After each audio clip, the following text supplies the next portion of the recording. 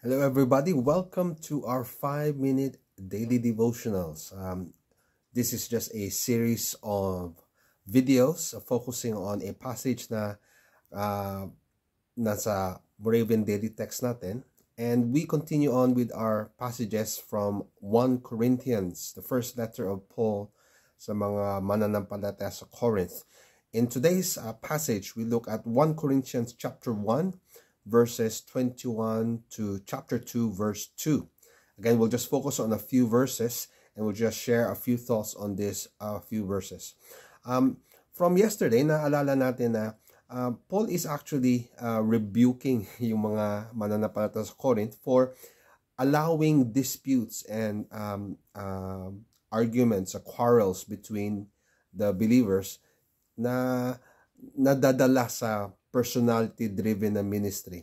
And Paul reminds them na hindi dapat yung mga personalidad ang dapat natin sundin, kundi si Kristo mismo.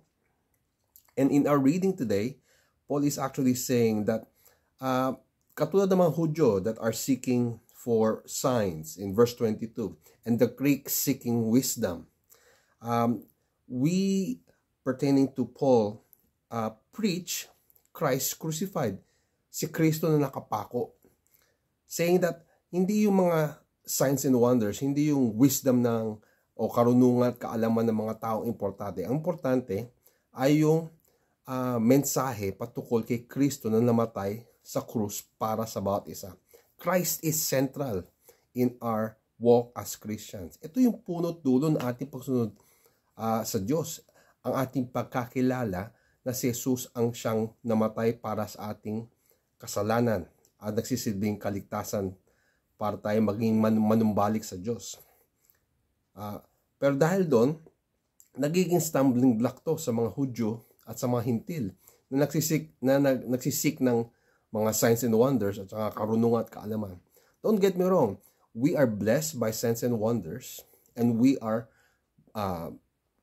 benefiting from wisdom and knowledge. But if it draws us away, kung tayo napapalayo lang sa ating lubos na pagkakilala sa Diyos, kay Kristo Jesus, baliwala ang lahat nito. Paul goes on to say, for those who are called both Jews and Greeks, so kung ikay tinawag na maging tagasunod ni Kristo, maging ikay Hudyo o Hintil, Christ is the power of God. Okay? Siya ang kapangyarihan ng Diyos at ang karunungan, the wisdom of God. So this is how important, how central Jesus Christ is in our walk bilang mga tagasunod ni Kristo. Siya ang kapangyarihan ng Diyos.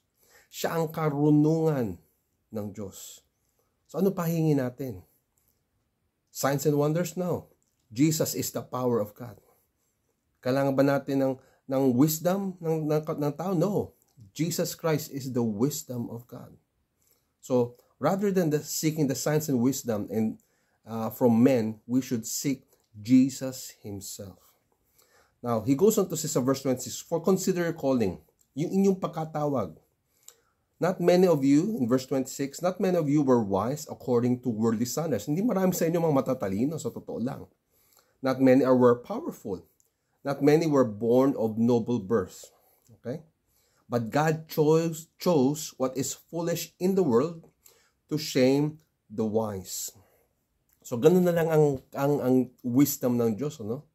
No, kahit na hindi tayo magaling, hindi tayo makapangyarihan, hindi tayo nanggaling sa respetado mga pamilya, God chooses us para ipakita sa lahat ng tao na siya ay makapangyarihan.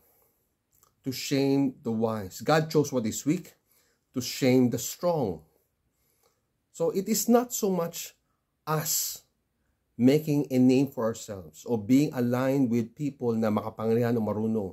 It is God who shows His great power and mercy by choosing us regardless ng ating pinanggalingan, regardless kung meron tayong kakayahan, regardless kung meron tayong pamilya na makapangyarihan. Praise be to God. Tayo'y pinili niya regardless ng ating background. Ganun ang pagmamahal ng Diyos. Ganun ang karunungan at kapangyarihan ng Diyos na tayo pinili niya para maging anak niya, kanyang mga lingkod. pasalamatan natin ang Diyos sa kanyang pagkakahirang sa atin at tunay na tayo'y maging tapat sa paglilingkod sa Kanya.